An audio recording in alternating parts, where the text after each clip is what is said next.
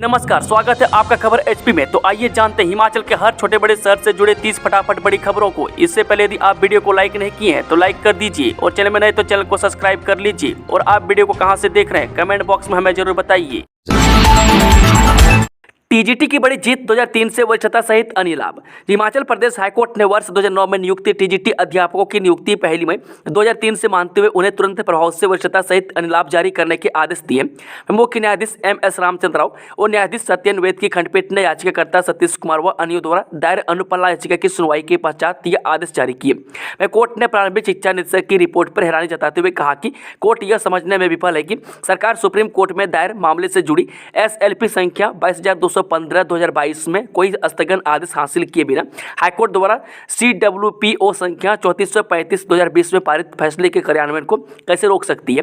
वहीं हाईकोर्ट ने उनकी मांग स्वीकारते हुए उन्हें अनुबंध की बजाय नियमित नियुक्ति देने के आदेश जारी किए हैं। इसके बाद शिक्षा विभाग ने 8 जनवरी 2018 को टीजीटी मेडिकल और नॉन मेडिकल की वरिष्ठता सूची जारी की है। हिमाचल में 800 स्कूलों को मर्ज करने की तैयारी में सुक्खू सरकार। पहले चरण के दायरे में आएंगे ये विद्यालय।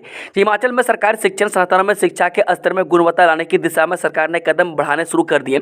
इसके लिए प्रदेश में छात्रों की कम संख्या वाले स्कूलों को मर्ज करने की तैयारी है। वे पहले चरण में 2 से कम संख्या वाले ऐसे करीब 800 स्कूलों को मर्ज किया जाएगा। बता दें कि जहाँ साथ में ही 1.5 से 2 किलोमीटर की दूरी पर अन्य स्कूल है, ताकि छात्रों को शिक्षा के मंदिरों में जाने के लिए घरों से अधिक सफर तय न करना पड़े। इसके लिए सरकार ने प्रक्रिया शुरू कर दी है। हिमाचल में पिछले साल भी कम छात्रों की संख्या वाले करीब 700 स्कूल मर्ज किए गए थे।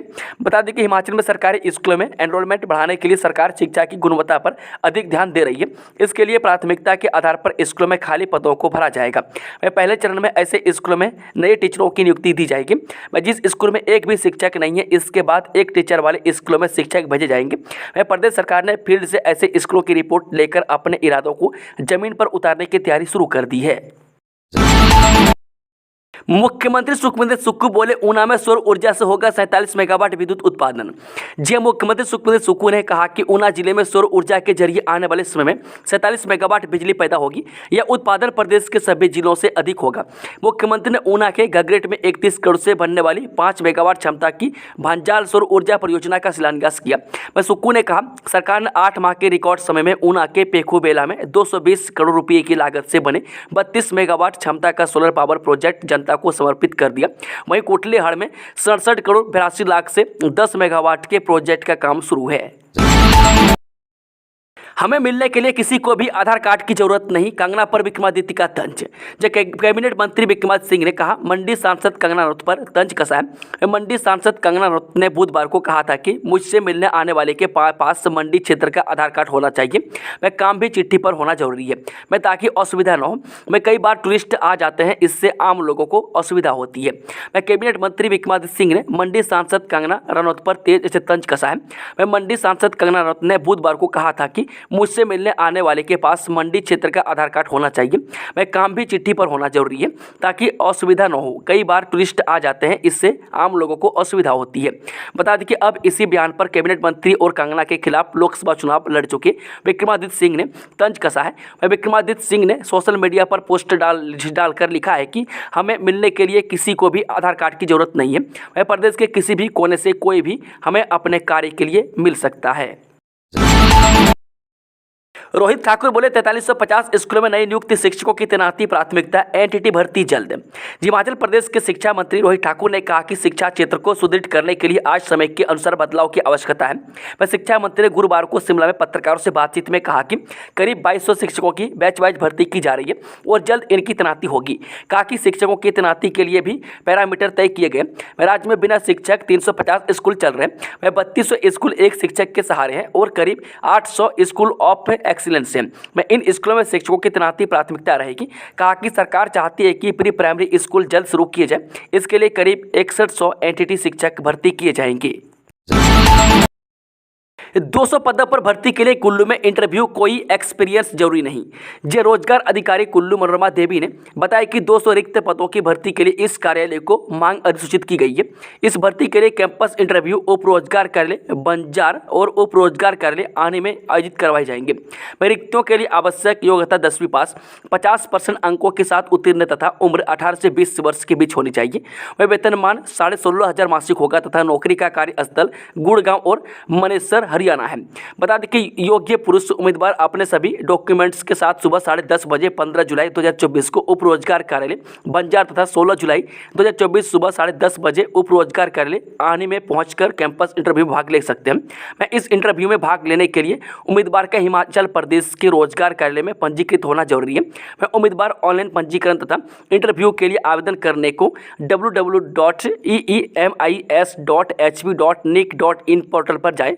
मैं अधिक जानकारी के लिए रोजगार कार्यालय कुल्लू 01902222522 से संपर्क कर सकते हैं। हिमाचल के समाज सेवी ने वैष्णो देवी लंगर को दिए 1 करोड़।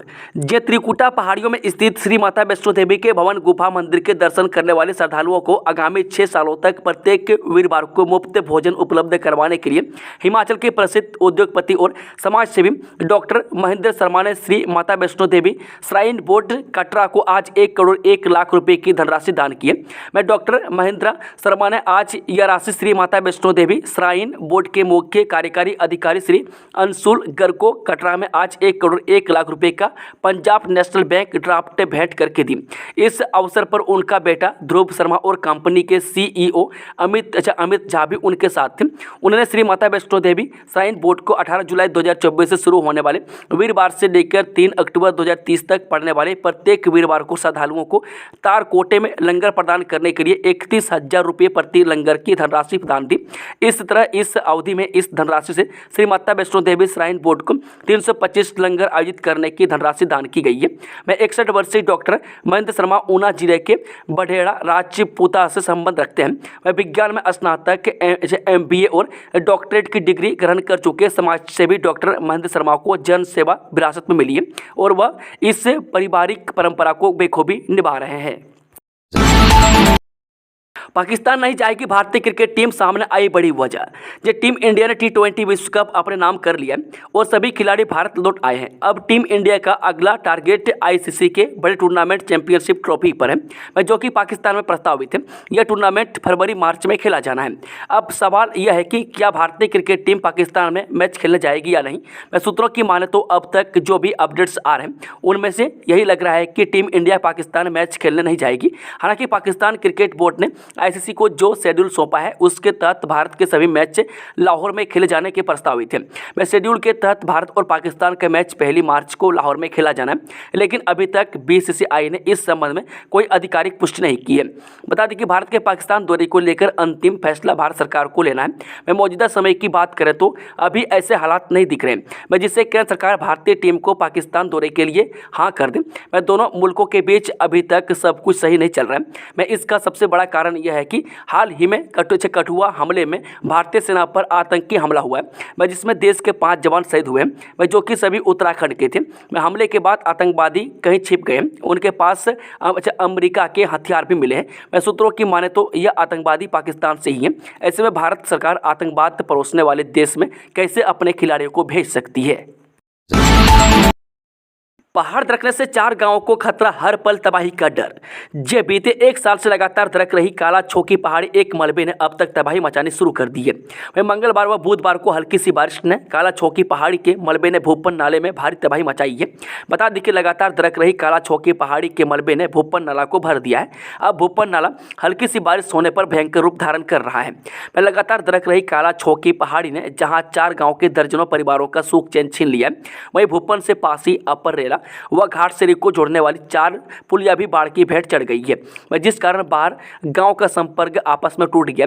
हालांकि सूचना मिलते ही नायब तहसीलदार संजय हीरा सिंह नलवा की अध्यक्षता में टीम भूपन नाले का जायजा लेने मौके पर पहुंची है और उच्च अधिकारियों को रिपोर्ट भेज दी है। नमो ड्रोन दीदी योजना के अंतर्गत केंद्रीय योजना को हिमाचल करेगा लागू। जो पहाड़ी प्रदेश की कृषक महिलाएं भविष्य में और ज़्यादा आत्मनिर्भर बनेगी। राज्य की ग्रामीण आर्थिक में सबसे बड़ा योगदान देने वाली महिलाओं को ड्रोन पायलट बनाया जाएगा। केंद्र की मोदी सरकार की नमो ड्रोन दीदी योजना को हिमाचल प्रदेश में भी लागू किया जा रहा है, जिसके लिए राज्य सरकार ने एक उच्च स्तरीय कमेटी का गठन किया है। यह कमेटी प्रदेश के ग्रामीण क्षेत्रों में सर्वे करेगी, स्वयं सहायता समूहों से आवेदन मांगेगी और उसके आधार पर एक प्रोजेक्ट तैयार कर केंद्र सरकार को भेजी। कमेटी की जल्द से जल्द प्रोजेक्ट बनाकर भेजने को कहा गया। इस कमेटी के चेयरमैन कृषि विभाग के सचिव सी पाल रासू होंगे। बता दें कि प्रधानमंत्री नरेंद्र मोदी ने देश में नमो ड्रोन दीदी नाम से योजना चलाने का ऐलान किया है, जिसके तहत देश में 15,000 स्वयं सहायता समूह की महिलाएं जो कृषि क्षेत्र से जुड़ी है को ड्रोन पायलट बनाया जाना है। उनको ड्रोन उड़ाने का प्रशिक्षण दिया जाएगा ताकि वो आत्मनिर्भर बन सके। इस क्षेत्र में उन्हें बड़ा रोजगार हासिल हो सकता है। वे न केवल ड्रोन उड़ाना सीखेंगी बल्कि इसके माध्यम से किस तरह का रोजगार उनको हासिल होगा, इसके बारे में भी उन्हें पूरा प्रशिक्षण दिया जाएगा। काटन पर एसडीएम तहसीलदार करेंगे चालान। जो सेब सीजन के लिए सरकार पूरी तैयारी में है। सरकार ने इस बार यूनिवर्सल काटन को लागू किया है और इसे सुनिश्चित कराने के लिए गंभीरता से काम चल रहा है। इसके लिए एसडीएम व तहसीलदारों को चालान की शक्तियाँ दी गई है। कहीं पर भी उन्हें टेलीस्कोपिक काटन जो 20 किलो या इससे अधिक का होगा तो वे सीधे चालान करेंगे। वह 20 किलो से नीचे के वजन के टेलीस्कोपिक काटन पर चालान नहीं होगा, क्योंकि इसके लिए एक्ट में कोई प्रावधान नहीं किया गया। प्रदेश के बागवानों को इस संबंध में पूरी जानकारी नहीं है। लिहाजा उनको जागरूक करने के लिए पंचायत स्तर पर जागरूकता शिविर भी लगाए जा रहे हैं। फिलहाल यहां पर यूनिवर्सल काटन को पूरी तरह से लागू कर दिया गया है और तय किया जा रहा है कि कोई भी बागवान 20 किलो वजन की पैकिंग में यूनिवर्सल काटन का भी कोई इस्तेमाल करें। बता दें कि प्रदेश के नाकों पर पूरी नाकाबंदी होगी। इसके लिए मार्केटिंग बोर्ड ने अपनी टीमों का गठन कर दिया है। जिन स्थानों पर एपीएमसी के नाके हैं वहां पर विशेष रूप से काटन पर नजर रखी जाएगी और जहां गलत होता है वहां पर कानूनी रूप से कार्रवाई होगी। नेपाल से अफीम की तस्करी शिमला करने वाले रैकेट का भंडाफोड़ सरगना गिरफ्तार। जिन नेपाल से शिमला के लिए सालों से हो रही अफीम तस्करी के मामले में पुलिस ने बड़े रैकेट का भंडाफोड़ किया है। पुलिस ने नारकंडा में होटल, बार और वाहनों को लीज पर लेकर कारोबार की आड़ में अफीम की तस्करी कर रहे सरगना को गिरफ्तार किया है। बता दें कि आरोपी की पहचान रवि गिरी मूल निवासी बीपीओ नारायणपुर तहसील घोरई जिला डांग नेपाल के रूप में हुई है। आरोपी करीब 20 साल से नारकंडा में ही रह रहा था। जांच में आरोपी के एक बैंक खाते में ही 2 सालों में 3 करोड़ 40 लाख रुपए का लेन देन सामने आया है। पुलिस के मुताबिक प्रारंभिक जांच में पता चला है कि रवि गिरी पिछले 10 सालों से नेपाल से शिमला के लिए अफीम तस्करी के कारोबार को चला रहा था।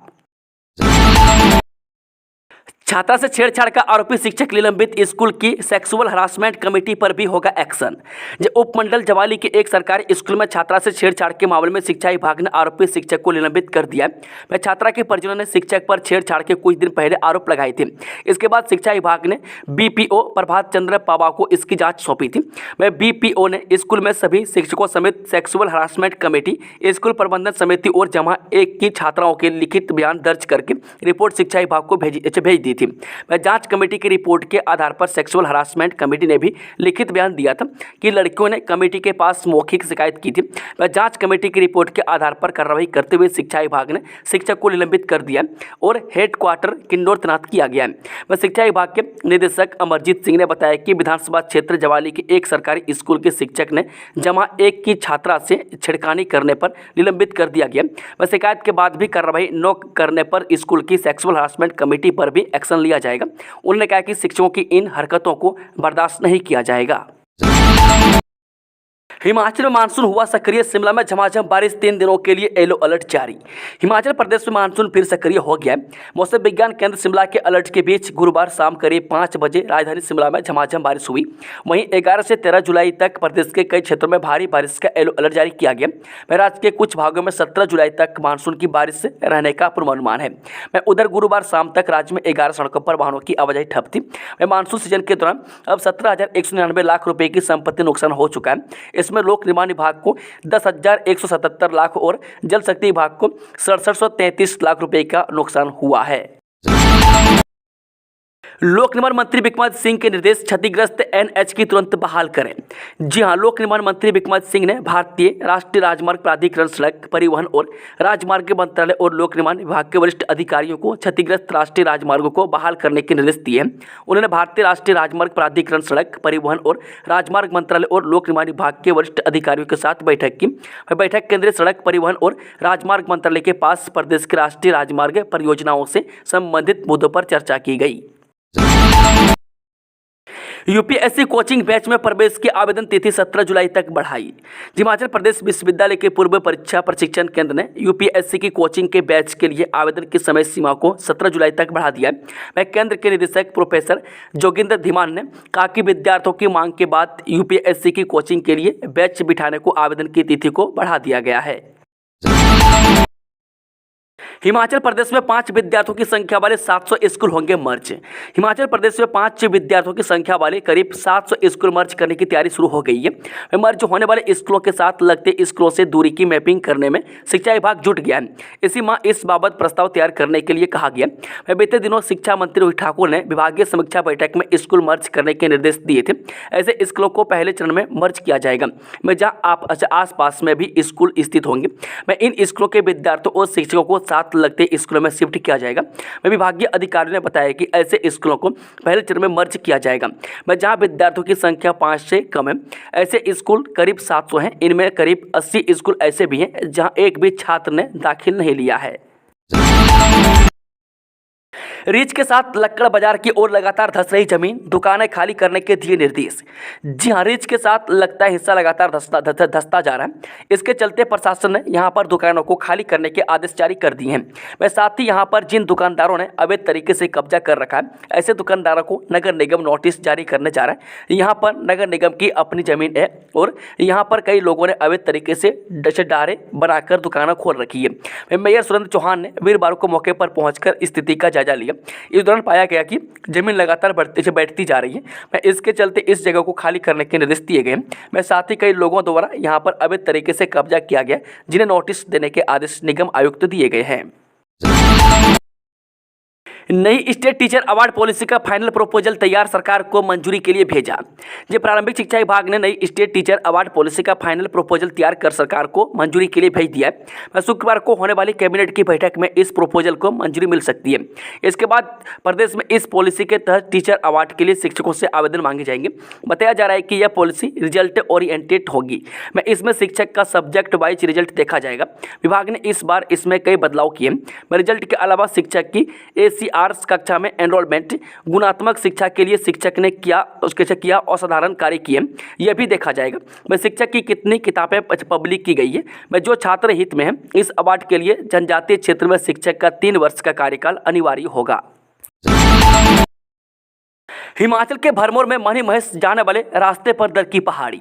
जो जिला चंबा के भरमौर विधानसभा क्षेत्र में मणिमहेश से डल झील की ओर जाने वाले रास्ते में पहाड़ी दरकने का एक वीडियो सोशल मीडिया पर वायरल हो रहा है। वीडियो में देखा जा सकता है कि किससे पहाड़ी में भूस्खलन हुआ और भारी मात्रा में मलबा नीचे आ गिरा।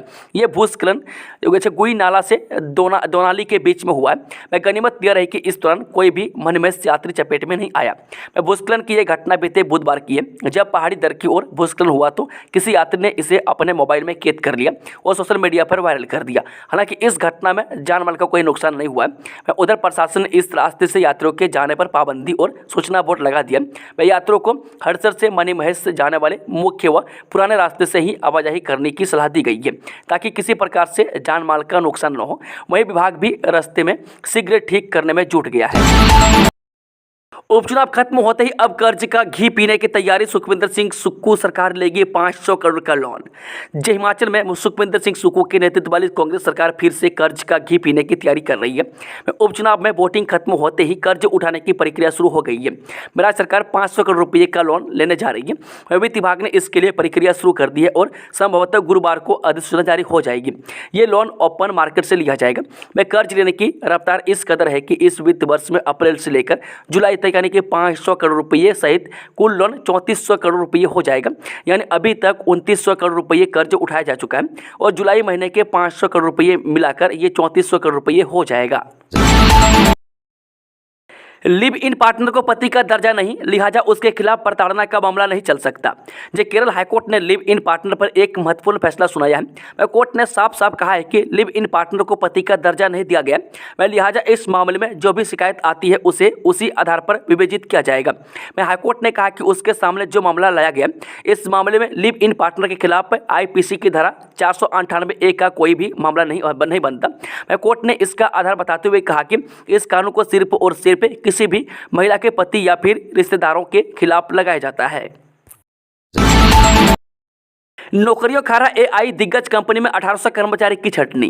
जो अमेरिका की दिग्गज IT कंपनी इंट्यूट ने दुनिया भर में अपने कार्यबल का 10% यानी लगभग 1800 कर्मचारियों की छंटनी करने का फैसला लिया है। फॉर्च्यून की रिपोर्ट के अनुसार इंट्यूट के CEO शासन गुडरजी के ने कर्मचारियों को भेजे गए एक ईमेल में कहा है कि कंपनी नेतृत्व ने बहुत कठिन निर्णय लिया है। गुडरजी ने ईमेल में लिखते हैं कि हम कभी भी लागत कम करने के लिए छंटनी नहीं करते और इस बार भी यही सच है। रिपोर्ट के मुताबिक वित्तीय सॉफ्टवेयर बनाने वाली कंपनी इंट्यूट का यह कदम लागत में कटौती करने के लिए नहीं बल्कि कंपनी की रणनीति को AI और जनरेटिव AI की दिशा में शिफ्ट करने के लिए है। वहीं क्विक बुक, क्रेडिट कर्मा और टर्बो टैक्स जैसे चर्चित प्रोडक्ट बनाने वाली कंपनी ने इन 1800 पदों को मुख्य रूप से इंजीनियरिंग, प्रोडक्ट सेल्स और मार्केटिंग रोल में नए कर्मचारियों के साथ भरने की योजना बनाई है।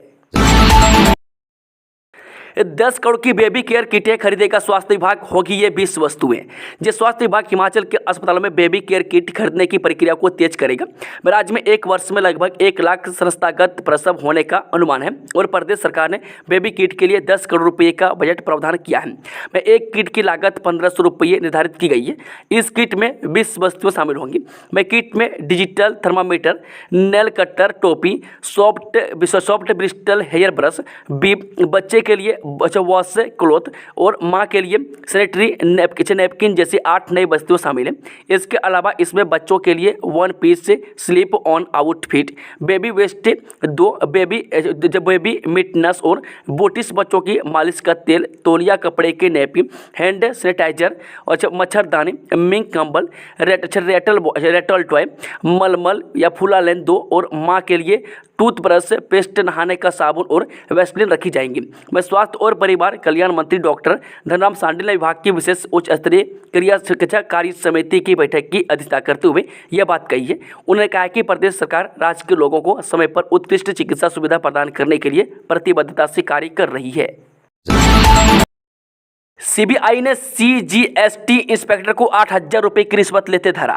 जैसे CBI ने central goods and services tax यानी कि CGST के एक इंस्पेक्टर को 8,000 रुपये की रिश्वत लेते रंगे हाथ पकड़ा है। इंस्पेक्टर सोलन जिले में कार्यरत है। CBI को शिकायत मिली कि इंस्पेक्टर GST से संबंधित किसी कंपनी के मामले को निपटाने के लिए पैसे की मांग कर रहा है। शिकायत के बाद केंद्रीय जाँच एजेंसी ने जाल बिछाया और उसे रिश्वत लेते हुए रंगे हाथ गिरफ्तार किया।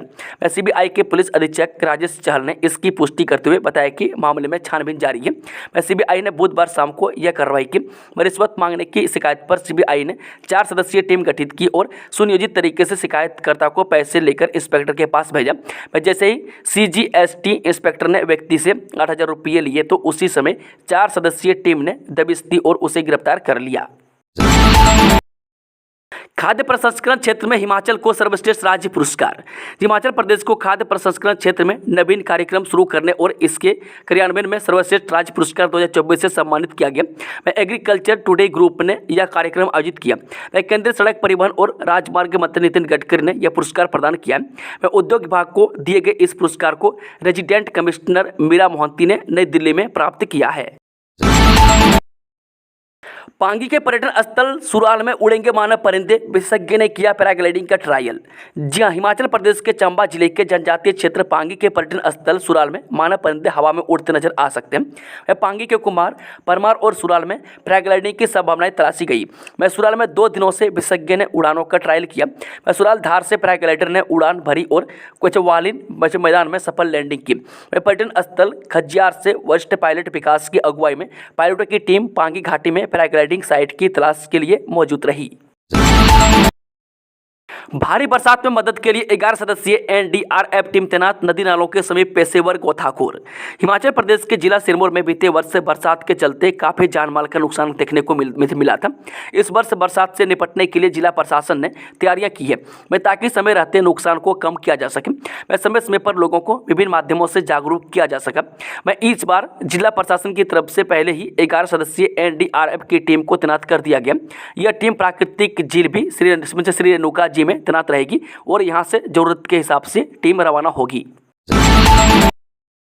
सतर्कता न बरती तो हिमाचल में भी फैल सकता है डेंगू, स्वास्थ्य विभाग के अध्ययन में इशारा।